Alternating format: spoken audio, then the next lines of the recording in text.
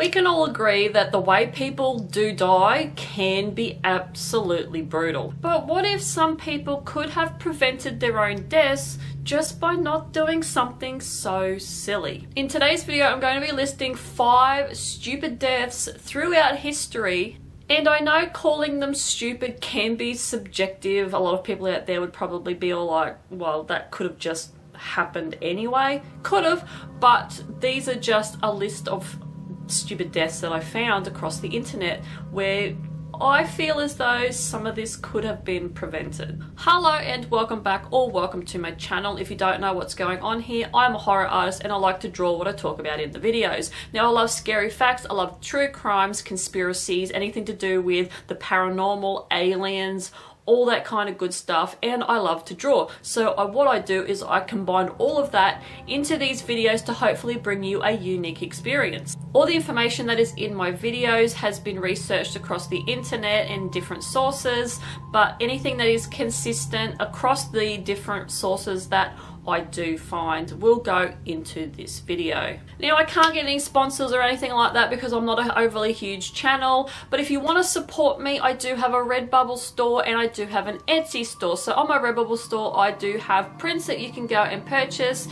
if you like any of the art that you see in these videos. And if you are a creative person, I have an Etsy store where I put up felt toy patterns. So you can go over there, you can purchase a felt toy pattern and you can follow the directions. I have step-by-step procedures where you can follow and you can create your own gothic toy. Now, I have horror characters, I have my own designs on there as well. I also have some other stuff on there. I have plushie patterns, and you know, just go and have a look. Just have a look if you are a creative person, you like to make things. So yeah. Now, with that being said, let's get on with the video and let's get on with the drawing. Hans Steininger was a German mayor that was loved so much by the people in Braunau an Inn, which is a small town on the Austrian-Germany border, that they elected him 6 times running in 1567. What made Hans even more popular and renowned was his 4.5-foot beard that he would roll up and tuck into his pockets. On the 28th of September 1567, a big fire broke out in the town, which caused a lot of people in the town to panic, so Hans, while all the commotion was going on, decided to go out and help people in the town. Hans usually had his beard tied up or tucked into his pockets, but at this time he had it hanging out freely, all 4.5 feet of it. He got to the top of a staircase and accidentally stepped on his beard, which sent him tumbling down the stairs, breaking his neck on the way down, killing him. Upon his death, Hans's beard was cut off and memorialized in the town's museum, Herzogosburg, which has survived the 450-odd years and can be seen today as it has been chemically preserved and is classed as the town's important heirloom, and a monument of Hans has been built on the side of the St. Stephen's Church, so he was never forgotten. If only Hans had just cut his beard, even by 1 foot, he probably would have lived longer than his 59 years, but now Hans is remembered by his so-called murderous beard. Arrhichion of Figalia was a fighter that participated in a type of fighting called Pankration on the 54th Olympiad, combining boxing, wrestling and barroom fighting. So in other words, anything goes, but no weapons, eye gouging or biting was allowed. We call this mixed martial arts, or MMA, in today's society. He was a 2-time champ and was going for his 3rd win against an opponent that's name has been lost to history. The fight began and Arrhichion's opponent got him in a headlock/chokehold. The opponent was apparently hugging him with his legs while squeezing Arrhichion's neck with his bare hands, but this would have stopped if Arrhichion would have just tapped out once he started feeling himself passing out. But Arrhichion would do anything to win, so instead of tapping out, he managed to grab his opponent's ankle, twist and dislocate it, reached his toes, snapped one of them, which brought his opponent down, and Arrhichion won the match. But just as this happened, Arrhichion died. This story was firstly told by Philostratus, and how Arrhichion died is a little vague, but it was said that he was either strangled to death, his neck snapped and died as a result, or he suffered a heart attack from the chokehold, but either way, Arrhichion's corpse was declared the winner of the match. No one knows how old Arrhichion was at the time, so this could have been a contributing factor to his death, and after reading all the accounts on this man, he should have just tapped out and it all could have been avoided instead of dying to win, so to speak. Jasper Newton Daniel, or Jack Daniel as he was known, was an American distiller and businessman and known for his Tennessee whiskey distillery. In 1907, the 57-year-old's health was failing, so he ended up handing his distillery over to his nephews to run.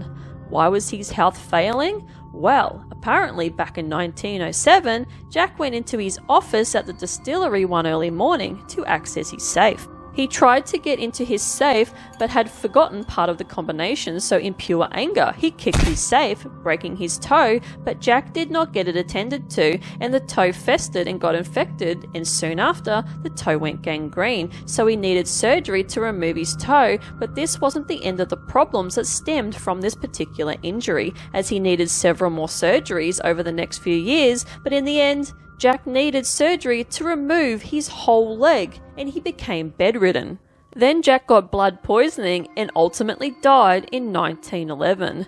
This is why we should never act out on impulse while angry, because if he wouldn't have kicked his safe, he might have survived to a ripe old age instead of succumbing to blood poisoning from an infection that could have been prevented. Sigurd Eysteinsson, or Sigurd the Mighty as he was known, was the second Earl of Orkney and a leader in the Viking conquest in northern Scotland from 875 to 892 in Orkney and Shetland Islands. Sigurd's brother, Earl Rognvald of More, after losing his son, was earled by King Harold, but Rognvald had no desire to stay in Orkney, so he passed the Earl title down to Sigurd. Sigurd was a good earl and ruled wisely and became very powerful, and he formed an alliance with Thorstein the Red. Earl Sigurd conquered Caithness, Argyll, Moray and Ross, and he ended up getting a stronghold on Moray, where he ended up in a feud with local magnate Milbrigti, whose nickname was Tusk as he had bucked teeth.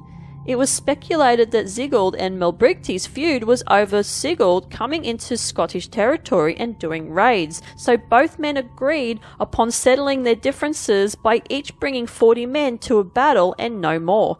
But Sigurd didn't trust the Scots, so he ended up bringing 80 warriors, hiding 40 of the men behind the original 40 on horseback.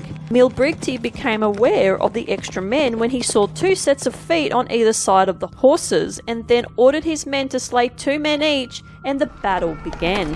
Milbrigti's side perished as they were outnumbered, and Sigurd killed Milbrigti and removed his head as a trophy of his victory, and ordered the warriors to do the same with the rest of the Scots.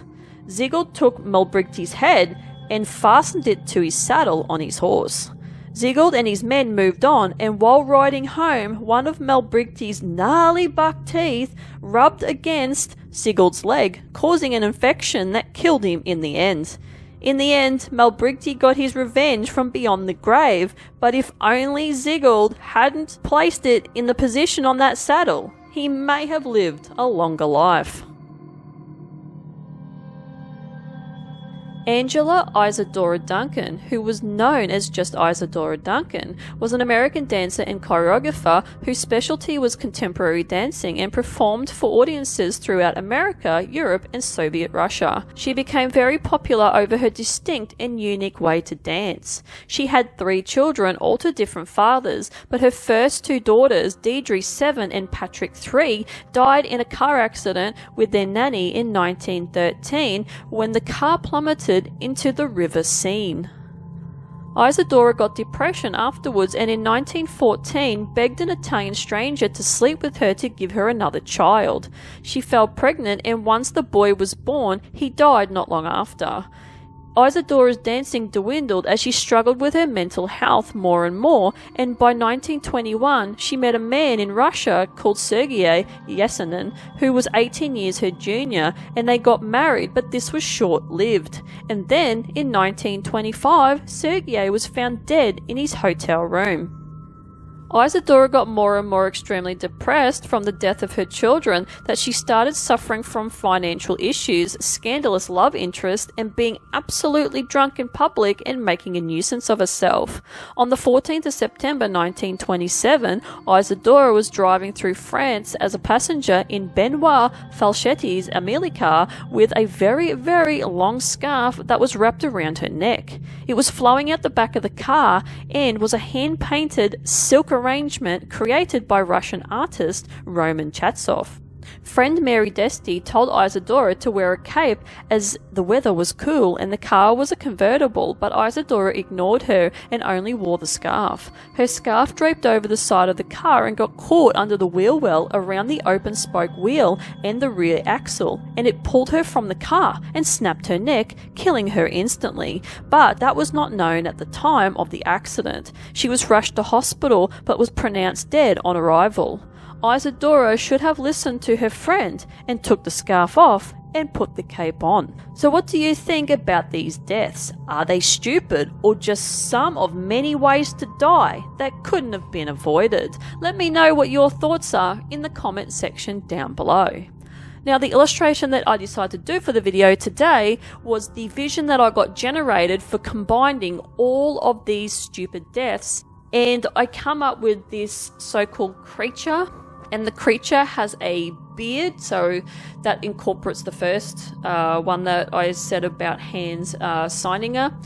And the beard goes down and this thing is stepping on the beard, but in this illustration it's actually ripping his jaw down. That's why there is blood spurting from the jaw. Once you get up to that part in the video, you'll see that when I add the blood it's just spewing out from the jaw area.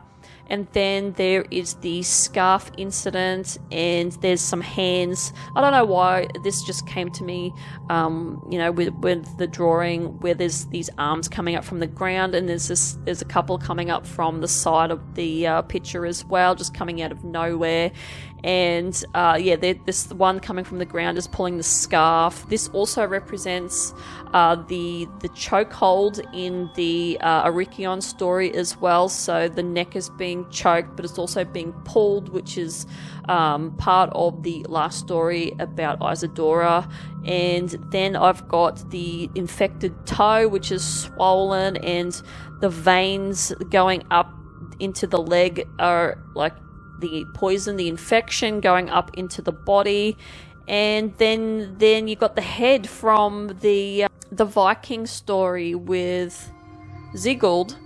The head is latched onto this thing's arm, and there's blood spurting out from the neck because he's been beheaded, and there's blood coming out from the arm, and he's biting down, causing an infection as well. So yeah, this is just an illustration of my brain generating something from all those events. I don't mind this illustration. I haven't been really enjoying the last couple of ones that I've been doing. I've sort of been feeling like my art's just been disappointing me. So I'm sort of trying to come back from that and trying to apply myself and do better. I just haven't been happy with anything. I just really, I don't know. I don't know if I just need to take a bit of a break or what.